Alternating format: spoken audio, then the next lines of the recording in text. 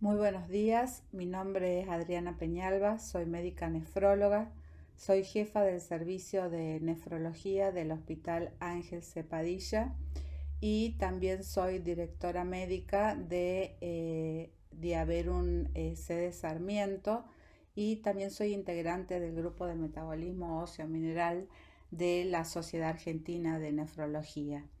Agradezco la invitación a los organizadores de este posgrado, el permitirme compartir con ustedes las alteraciones de los iones divalentes. En este caso nos referiremos al calcio y al fósforo. En primer lugar, nos enfocaremos en las alteraciones del calcio.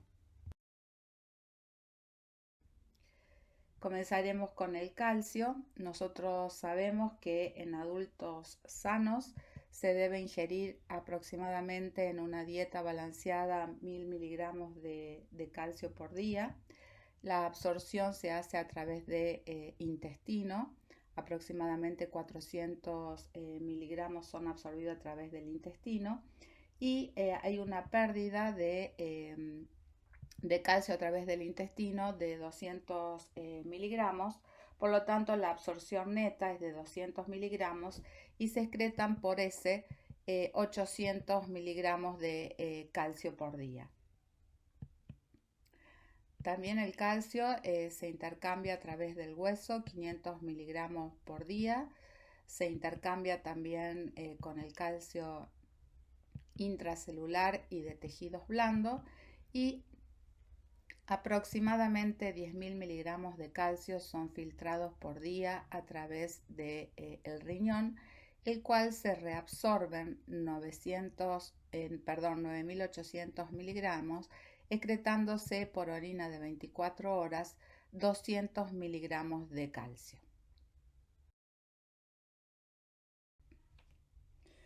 Bueno, la regulación del calcio, entonces, como dijimos, se realiza a través de las acciones de diferentes órganos como paratiroides, riñón, intestino y el hueso. Por ejemplo, si tenemos una hipocalcemia, esto va a determinar un aumento de los niveles de PTH. Este aumento de PTH va a actuar en el riñón, aumentando la reabsorción tubular de calcio, de esta manera restituyendo los valores de normocalcemia, pero a su vez, digamos, la PTH por feedback que tienen con el calcitriol hace que aumente el calcitriol y el calcitriol a su vez aumenta la absorción intestinal de calcio. Este aumento de PTH actúa sobre el osteoblasto y osteoclasto, aumentando la resorción ósea y de esta manera nivelando los niveles de calcio plasmático. Lo que en la hipercalcemia sucede exactamente lo contrario. En nefrología nos podemos enfrentar a dos situaciones, hipercalcemia o hipocalcemia. La hipercalcemia, que cuando es mantenida en el tiempo puede determinar el desarrollo de un fracaso renal agudo, o en el caso de la hipocalcemia, que el ejemplo más patognomónico es la enfermedad renal crónica. Las causas de hipercalcemia pueden estar determinadas por un hiperparatiroidismo primario, secundario a un adenoma paratiroidea, a la hipercalcemia benigna familiar autosómica dominante, en el caso de pacientes con metástasis óseas o mieloma múltiple, o pacientes que tienen inmovilización prolongada en cama, así también como la administración de determinadas drogas, como por ejemplo sobredosis de vitamina D, el uso de diuréticos tiazida o la utilización de litio, enfermedades endocrinológicas como enfermedad de Addison y feocromocitoma o la presencia de sarcoidosis o tuberculosis. También se han descrito en el hiperparatiroidismo terciario post-trasplante. En tanto que las causas de hipocalcemia que podemos ver los nefrólogos más frecuentemente es el síndrome de hueso hambriento secundario a la paratiroidectomía, como dijimos en la enfermedad renal crónica, en la presencia de rhabdomiólisis o cuando hay un déficit dietético muy importante.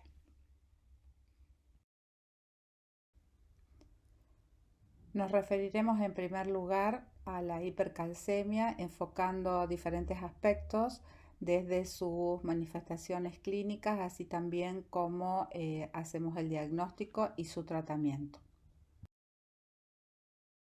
Los síntomas de hipercalcemia podemos dividirlos en manifestaciones a nivel del sistema nervioso central, del sistema cardiovascular, del riñón, gastrointestinal y osteoarticular. Desde el punto de vista del sistema nervioso central pueden aparecer síntomas leves como la fatiga, moderados como pérdida de la memoria, depresión, ansiedad, o algunos mucho más graves como la somnolencia, el coma y la muerte. Desde el punto de vista cardiovascular, los pacientes pueden presentar bradicardia, cualquier tipo de arritmias e inclusive hipertensión arterial.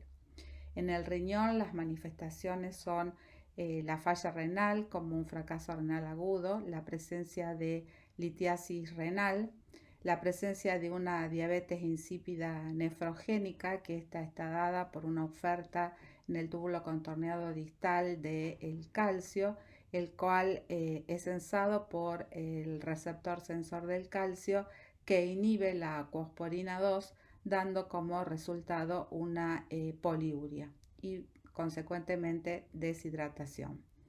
En el tracto gastrointestinal podemos tener náuseas, vómitos, pérdida del apetito, constipación e incluso pancreatitis. A nivel osteoarticular con mialgias, dolor óseo y la presencia de fracturas. ¿Cuál es el círculo vicioso de la hipercalcemia? Bueno, en un paciente que tiene hipercalcemia, generalmente, como vimos, se puede acompañar de síntomas como anorexia, náuseas y vómitos, más sumado a la hipercalciuria y la pérdida de agua, como vimos anteriormente, lo que condiciona una contracción del volumen extracelular.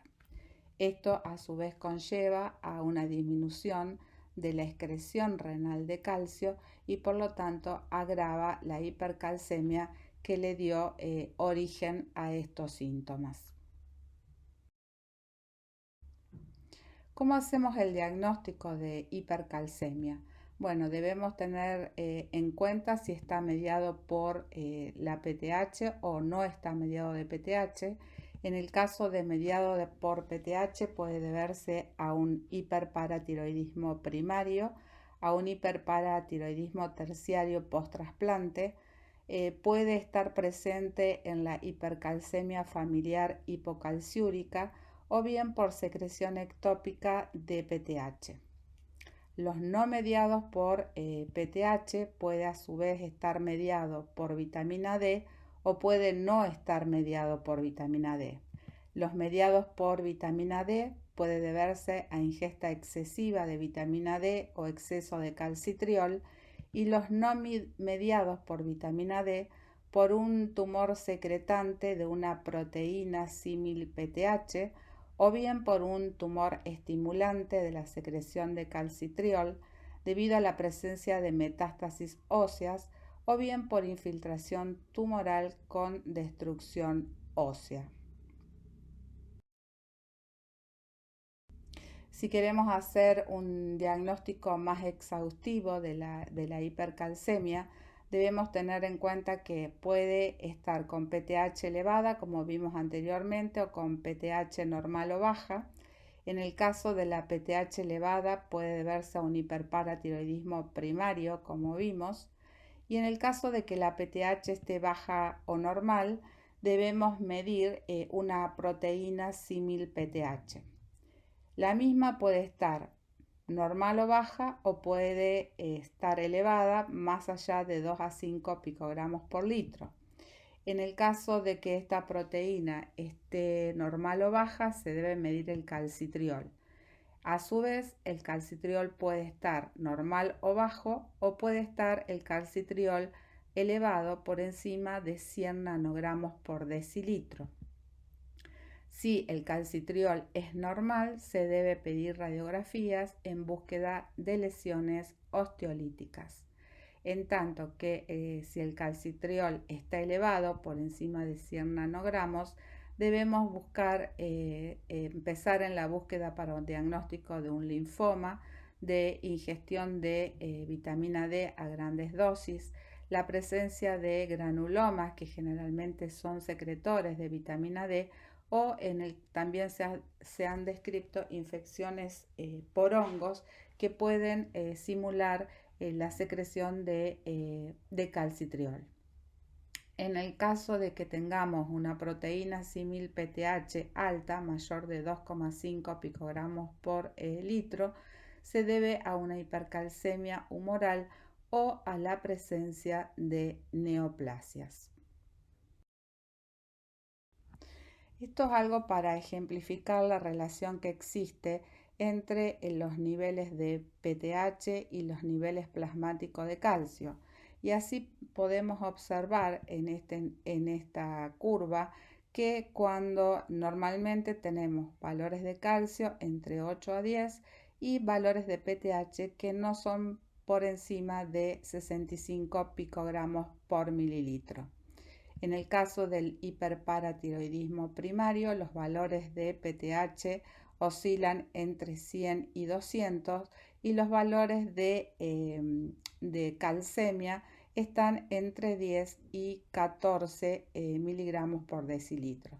En tanto que las hipercalcemias por malignidad generalmente presentan PTH levemente aumentada entre 65 y 100 y la calcemia entre 12 y 16 miligramos por decilitro.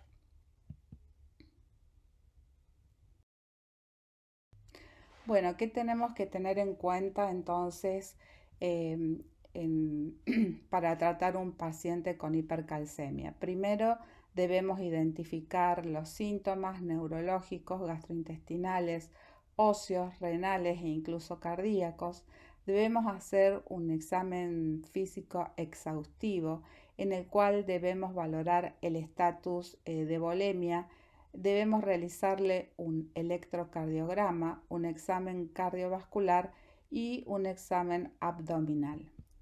No debemos olvidar de determinar el calcio iónico si es que lo tenemos disponible, y si no, se debe corregir el calcio por albúmina, ya que cada 0,2 miligramos por cada 10 miligramos por mililitro que desciende la albúmina aumentan los niveles de calcio. En el caso que podamos hacer el calcio iónico, debemos estratificar la hipercalcemia entre leve, moderada y severa. Leve con un calcio iónico mayor de 3,4, moderado entre 3,1 a 3,4 y severo cuando el calcio iónico es por debajo de 3. Lo primero que debemos hacer para el manejo de esta hipercalcemia es administrar fluidos, los cuales deben ser hechos a un ritmo de entre 200 y 250 mililitros por hora, para así obtener un output urinario entre 100 a 150 mililitros por hora. Y en el caso de que no lo podamos obtener, se puede adicionar la furosemida. Bueno, por lo tanto, ¿cuáles son los medicamentos que tenemos disponibles para tratar la hipercalcemia? La salina normal, que como vimos se debe hacer entre 200 a 300 mililitros por hora. La vía es intravenosa y se debe monitorear el examen cardiovascular, la presión venosa central y realizar una RX de tórax para que no haya sobrecarga de volumen. Como dijimos, podemos utilizar también diuréticos de asa en dosis entre 20 a 80 miligramos cada 2 a 4 horas y se debe monitorear los electrolitos en plasma y en orina. Se debe reponer magnesio, potasio y fosfato basados en los niveles de fósforo y las pérdidas urinarias.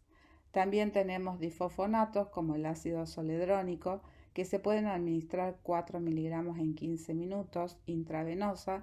Hay que tener mucha precaución en los pacientes que tienen disminución del filtrado glomerular con la presencia de una enfermedad renal crónica y también los pacientes con mieloma. En el caso de que tengan disminución del filtrado glomerular, se puede utilizar el denosumab, en el cual se hace por vía subcutánea y está indicado en los pacientes con hipercalcemia y que tienen disminución del filtrado glomerular. También podemos utilizar el Cinacalcet a dosis de 30 a 90 miligramos por día, vía oral. Se debe hacer un monitoreo de la PTH, del calcio, del fósforo, luego de las 12 primeras horas en administrado el calcimimético. En el caso de hipercalcemias muy graves, está indicado hacer hemodiálisis a los pacientes, en los cuales generalmente se hace con calcio bajo o normal en el dializante y sobre todo cuando los pacientes presentan crisis hipercalcémica o refractaria y también en los pacientes que presentan enfermedad renal crónica. Es muy importante también, ya que hemos visto cuál es el tratamiento de las drogas utilizadas para el manejo de la hipercalcemia, determinar el grado de severidad de la misma y de acuerdo a eso instaurar el tratamiento. Así podemos dividir la hipercalcemia en leve, moderada y severa. Leve cuando el calcio plasmático está entre 10 y 12 miligramos por decilitro, moderada entre 12 y 14 y severa cuando tenemos más de 14 miligramos por decilitro.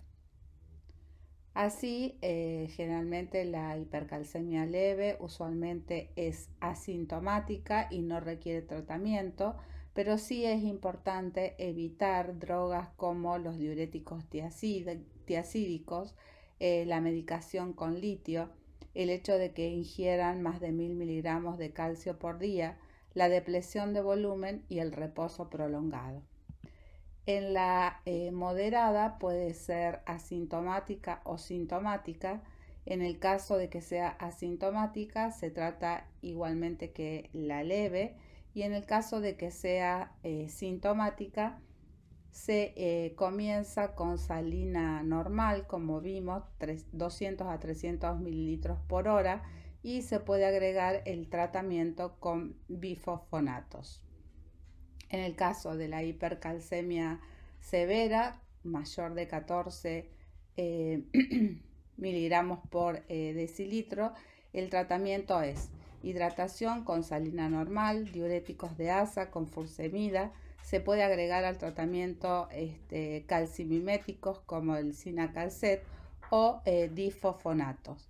Y en el caso de que esta hipercalcemia severa sea recurrente, ya tenemos que plantearnos el tratamiento mediante hemodiálisis, la paratiroidectomía o la utilización de denosumab. Bueno, pasamos a las causas de hipocalcemia. Podemos dividirla en síndrome de hueso hambriento, enfermedad renal crónica, la presencia de rabdomiólisis o déficit dietético, y nos vamos a enfocar fundamentalmente al síndrome de hueso hambriento y la enfermedad renal crónica.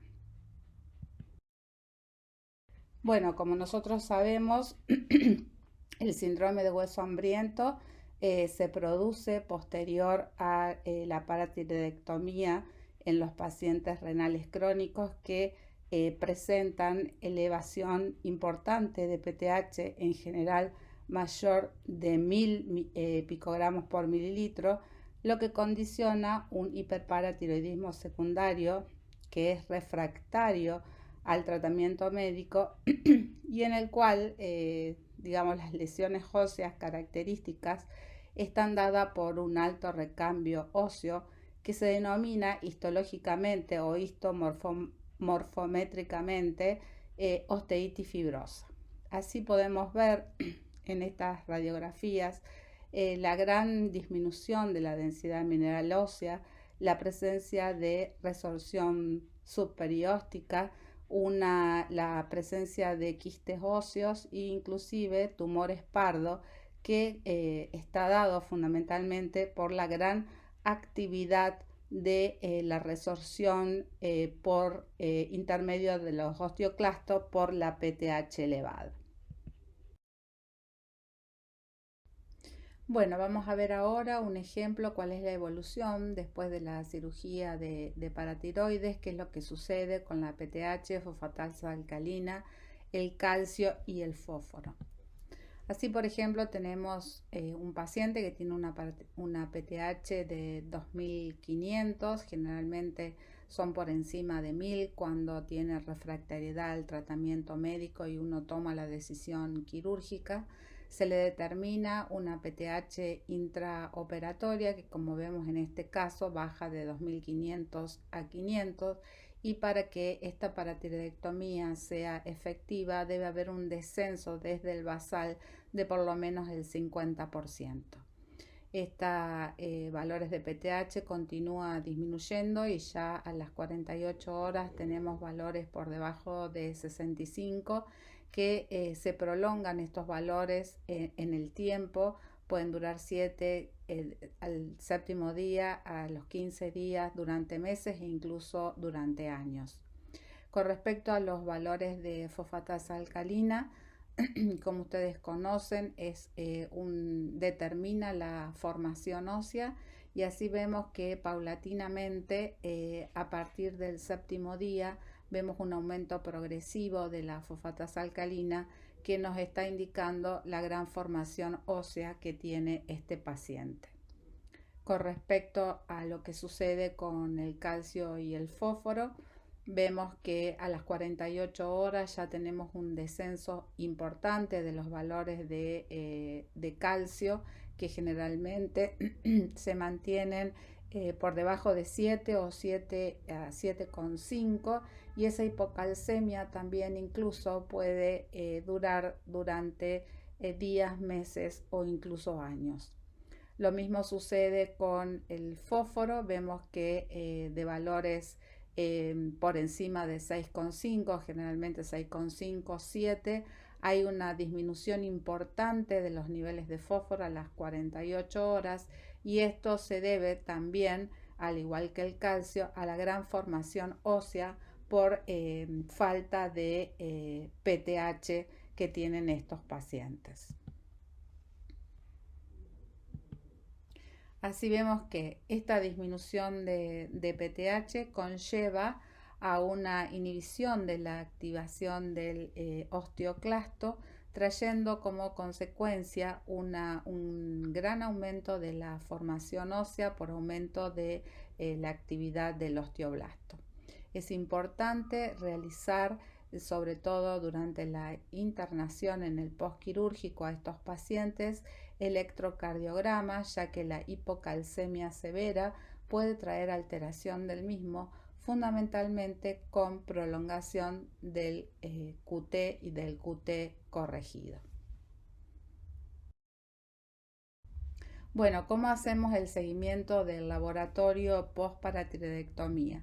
Nosotros determinamos 4 veces al día el calcio, el fósforo, una vez por día el magnesio, la fosfatasa alcalina, y 2 veces por día el ionograma, fundamentalmente porque pueden presentar hipercalemia, y la PTH se realiza a las 48 horas, al séptimo día, luego a los 15 días, y posteriormente, una vez dado el alta al paciente, se lo continúa con un seguimiento mensual de los valores de PTH.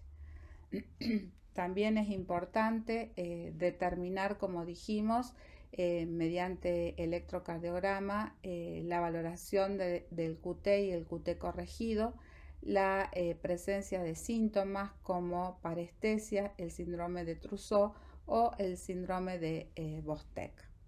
Con respecto a la medicación que se le va a hacer a estos pacientes en el postquirúrgico inmediato, ya salen de quirófano con una infusión intravenosa con 1 a 2 gramos de gluconato de calcio, y posteriormente a las 24 horas, cuando ya el paciente puede comenzar a ingerir, se le agrega carbonato de calcio y calcitriol.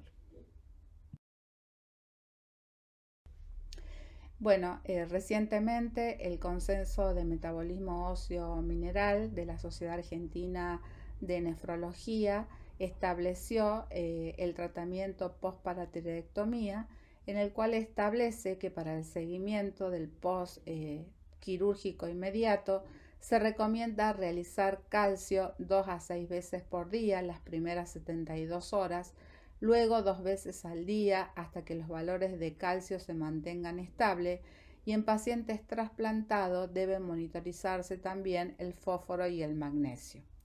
Se debe iniciar una infusión de gluconato de calcio intravenoso inmediatamente luego de la cirugía a una dosis de 1 a 2 gramos de calcio elemento para mantener los niveles de calcio plasmático por encima de 7,5 miligramos por decilitro. Cuando la vía oral sea posible, se debe iniciar carbonato de calcio en dosis de 2 a 6 gramos por día de calcio elemento, vía oral, dividida en 3 a 5 tomas que deben ser lejos de las comidas y ajustadas de acuerdo con los valores de laboratorio. Debe administrarse conjuntamente con el calcio, calcitriol, 1 a 2 microgramos por día, ajustado de acuerdo con las necesidades. Debe aumentarse la concentración de calcio en el dializante a 3,5 miliequivalentes por litro o administrarse una ampolla de gluconato de calcio en la última hora de diálisis. Los quelantes de fósforo deben suspenderse luego de la paratiroidectomía. Incluso algunos pacientes pueden requerir suplementación de fósforo.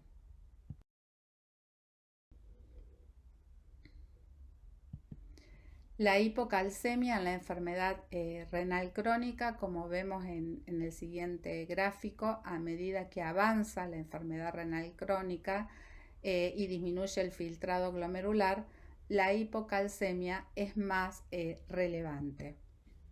Nosotros hicimos también un estudio en pacientes de estadio 3, 4 y 5 no diálisis y así ven ustedes que a medida que progresa la enfermedad renal crónica de estadio 3, 4 al 5, los niveles descienden levemente.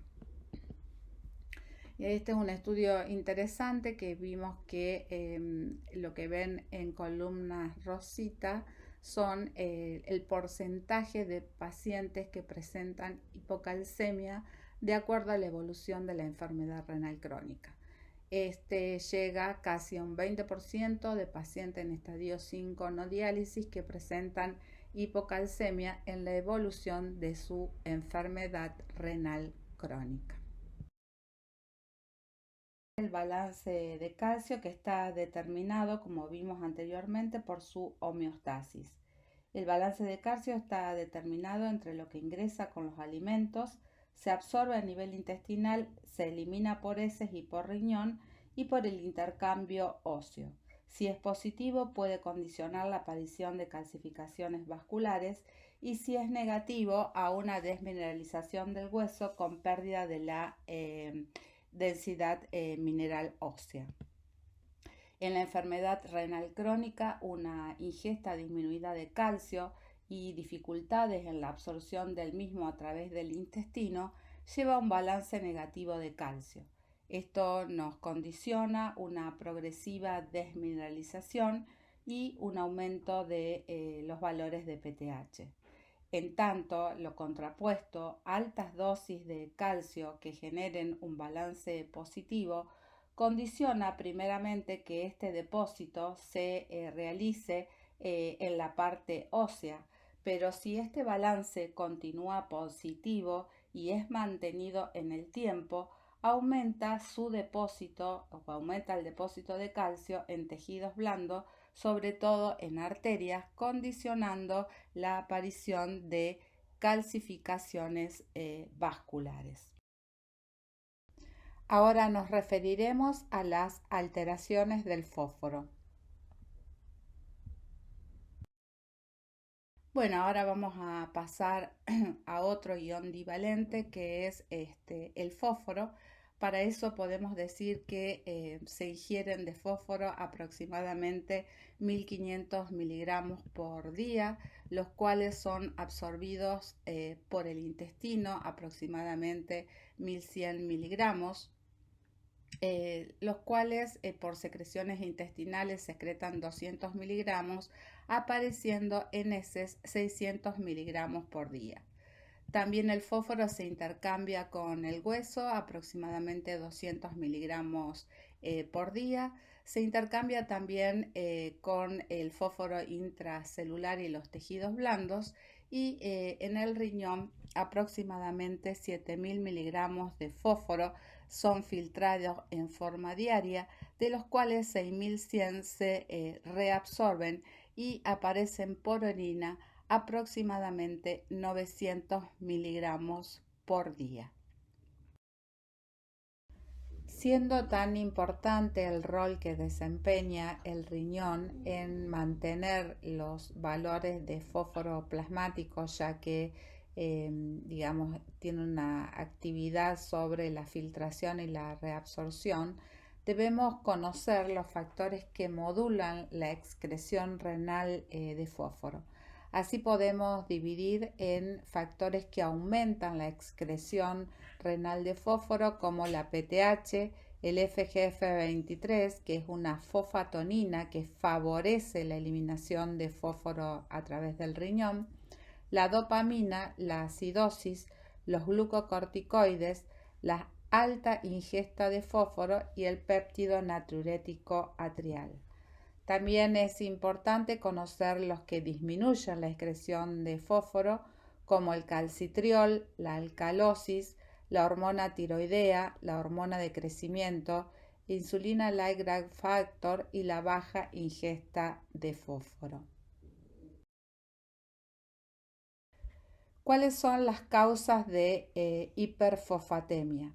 Bueno, la más importante es la enfermedad renal crónica. Se han descrito estados de pseudo-hiperfosfatemia, las enemas con fosfodón, el hipoparatiroidismo, la sarcoidosis, la hipervitaminosis D, la acromegalia, calcinosis tumoral, la rhabdomiólisis, el crash síndrome, la hemólisis y la acidosis y alcalosis respiratoria. El ejemplo de la relación entre fósforo, FGF23 y vitamina D se ejemplifica en la enfermedad renal crónica y en la progresión de la misma. A medida que disminuye el filtrado glomerular, lo primero que se produce es una disminución de cloto. Posteriormente y en estadios tempranos aumenta el FGF23. Posteriormente se produce una disminución de la vitamina D, secundario a disminución de su síntesis por disminución de la alfa-1 hidroxilasa producido por el aumento del FGF23. Posteriormente se produce un aumento de PTH, y tardíamente en los estadios 4 y 5 de enfermedad renal crónica comienza recién a aumentar el fósforo plasmático, existiendo de esta manera una clara relación entre FGF23, PTH y 1,25 vitamina D3.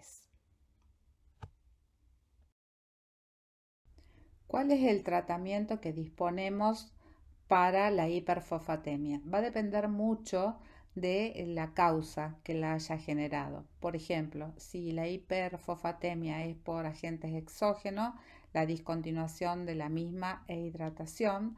Si sucede secundaria a lisis tumoral o rhabdomiólisis, se debe hacer hidratación y restricción en la dieta. Si es secundaria a una cetoacidosis diabética, se debe hacer insulina e hidratación. Y en el caso de la enfermedad renal crónica, contamos con quelantes en base a calcio, como el carbonato y acetato, o quelantes no cálcicos, como el carbonato de sevelamer, el lantano, y siempre debemos agregar la restricción dietética. Entonces, podemos decir que el aumento de la toxicidad del fósforo se produce en diferentes órganos. Así podemos ver la toxicidad celular directa, que está mediada por aumento de estrés oxidativo, aumento de apoptosis e inflamación. El fosfato tiene una acción directa sobre el riñón, lo que lleva a un aumento, en el caso del aumento de fósforo intratubular, que condiciona una acelerada progresión de la enfermedad renal crónica. A nivel de la glándula paratiroidea, estimula la producción y secreción de PTH, que condiciona un hiperparatiroidismo secundario. Este aumento de PTH trae como consecuencia atrofia muscular, disfunción inmune y anemia renal. Y por el otro lado, como vimos, produce un aumento de la síntesis y liberación de FGF23 del hueso, que condiciona primero una inhibición de la síntesis de calcitriol, inhibe también la excreción de sodio, por lo tanto hay expansión de volumen que lleva a hipertrofia del ventrículo izquierdo, y por el otro lado tiene un efecto directo sobre el cardiomiocito, produciendo hipertrofia. Pero quizás una de las cosas más importantes es que el fósforo induce la transformación osteoblástica de la célula de músculo liso de las arterias, predisponiendo a la calcificación vascular y a la disfunción endotelial.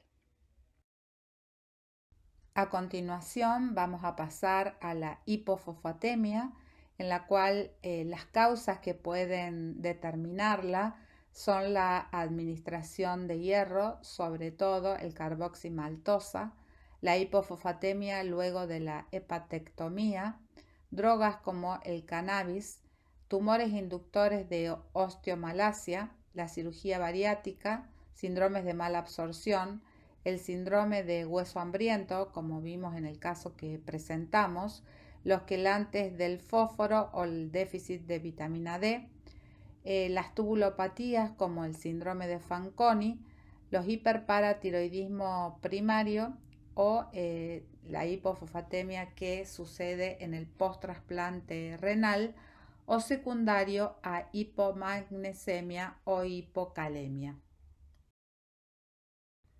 Como hemos descrito anteriormente, son múltiples los factores que modulan la excreción renal de fosfato. Es muy importante establecer el RTP, que no es más que la excreción fraccional de fósforo, la cual su valor normal es mayor al 85%, y que se establece mediante la ecuación que ustedes están observando, y necesitamos para ello determinar los valores de fósforo plasmático y urinario y los valores de creatinina plasmática y urinaria. También existe un nomograma en el cual, conociendo estos valores, nosotros podemos establecer cuál es el RTP. Muy bien, una vez hecho estos cálculos, si el RTP nos da bajo, debemos hacer la relación entre el transporte máximo de fósforo y la tasa de filtrado glomerular, ya que nos mide el nivel teórico de fósforo debajo del cual se reabsorbe todo el fósforo que fuera filtrado. Así, como se establece esta relación, se hace mediante primero calcular el RTP y multiplicarlo por la fosfatemia. Tenemos valores ya determinados para hombres y mujeres. A determinada edad va variando los mismos. Lo que sí podemos decir de que cuando nosotros tenemos un RTP bajo y tenemos una relación transporte máximo de fósforo con la tasa de filtrado glomerular disminuida, podemos asegurar que la pérdida de fósforo es renal.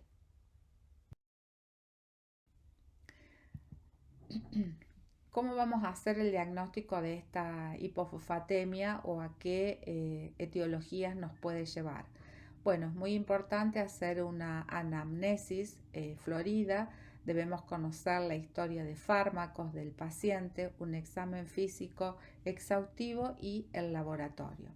Entonces, esta hipofosfatemia puede deberse a una alcalosis respiratoria, a complicaciones de la diabetes mellitus, a síndrome de realimentación, a síndrome de hueso hambriento, hiperparatiroidismo primario o hipovitaminosis D. De acuerdo, una vez que tengamos la hipofosfatemia, como vimos, teníamos que hacer la tasa de reabsorción de fósforo o TRP, y de acuerdo a los valores que nos determine esta relación, puede ser que esté disminuida, menor entre el 80 y el 85%, o normal, que sea mayor al 80-85%. Si está disminuida, la pérdida es renal y por lo tanto se debe dosar esta fosfatonina que está sintetizada a nivel del osteocito, que es el FGF23. Y el FGF23 puede estar normal alto o puede estar disminuido, y en el caso de que esté normal alto puede deberse a la administración de hierro carboximaltosa, puede ser una hipofosfatemia inducida por tumor, puede ser un raquitismo hipofosfatémico hereditario. Y si el FGF23 está bajo, puede determinarse que se deba a una tubulopatía como el síndrome de Fanconi o bien a inhibidores de la tirosinquinasa. En el caso que el TRP esté normal, o sea, mayor al 85%, la pérdida en ese caso va a ser extrarrenal y debe hacerse la búsqueda de otras etiologías, como por ejemplo la disminución de la ingesta o de la absorción intestinal. ¿Cuáles son las manifestaciones clínicas de la hipofosfatemia? La misma puede ser leve, moderada o severa. Leve cuando tenemos un fósforo entre 2 y 2,5, moderada entre 1 y 2 y severa cuando tenemos un fósforo plasmático por debajo de 1 miligramo por decilitro. También la hipofosfatemia puede ser aguda o crónica, y en el caso de que sea aguda, si es aguda y leve, suele ser en general asintomática. En la moderada puede presentar síntomas inespecíficos como debilidad muscular, mialgias, parestesias o mialgias, y también en las severas pueden tener síntomas mucho más severos como una insuficiencia cardíaca, debilidad diafragmática, anemia hemolítica, infecciones por disfunción leucocitaria, rabdomiólisis, convulsiones e incluso encefalopatía. En el caso de la hipofosfatemia crónica, en general tienen compromiso óseo con raquitismo u osteomalacia. Les he traído aquí un ejemplo de lo que sucede con el fósforo y el hierro. Existe una correlación entre el hierro y el FGF23 en el osteocito. Así vemos que cuando hay una anemia ferropénica está regulado el FGF23 positivamente con una disminución del hierro. Pero, ¿qué es lo que sucede?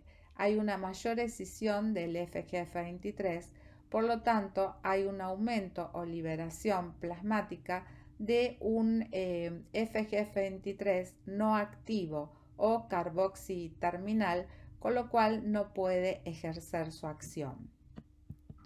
Cuando nosotros a un paciente le administramos hierro carboximaltosa, se restaura la transcripción normal del FGF23 y por lo tanto aumenta en circulación el FGF23 activo, lo que va a traer, o intacto, lo que va a traer como consecuencia una disminución del fósforo plasmático debido al aumento de la excreción urinaria de fósforo inducida por el hierro carboximaltosa.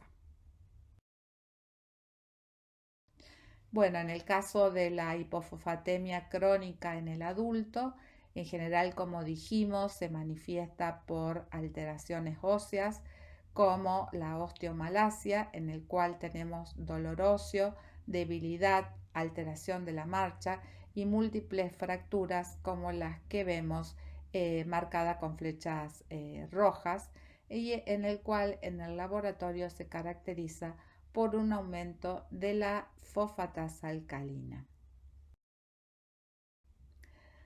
¿Cómo vamos a encarar el tratamiento de la hipofosfatemia? Va a depender fundamentalmente de la enfermedad de base, ya que puede deberse a una reducción en la absorción intestinal, a una redistribución interna o bien a un aumento de la pérdida renal de fósforo. ¿Cómo hacemos el tratamiento cómo se hace con fosfato y vitamina D? El tratamiento general depende si es una hipofosfatemia aguda asintomática, en el cual se hace fosfato de sodio o fosfato potásico intravenoso. En la aguda asintomática se pueden dar sales de fosfato vía oral y agregando vitamina D. Y en la hipofosfatemia crónica se le administra al paciente sales de fosfato vía oral y también vitamina D. En el caso de cuando queramos dirigirnos al tratamiento de la causa específica, en la hipofosfatemia mediada por FGF23 se le da fosfato vía oral y vitamina D. En el síndrome de Fanconi lo mismo, y en la hipofosfatemia ligada al X se le administra a los pacientes Burosumab, y en el caso de deficiencia de vitamina D se le administra vitamina D. Estos son dos esquemas de tratamiento en el cual por dos autores diferentes, en el cual se sugiere administrar entre 700 a 1000 miligramos por día dividido en 4 dosis de fosfato potásico vía oral y vitamina D en una dosis de 0,5 a 0,75 microgramos por día en dos dosis divididas. Y este otro autor propone, digamos, que la dosis de fosfatos llegue hasta 2000 miligramos por día en dos dosis divididas y una dosis un poco mayor de vitamina D.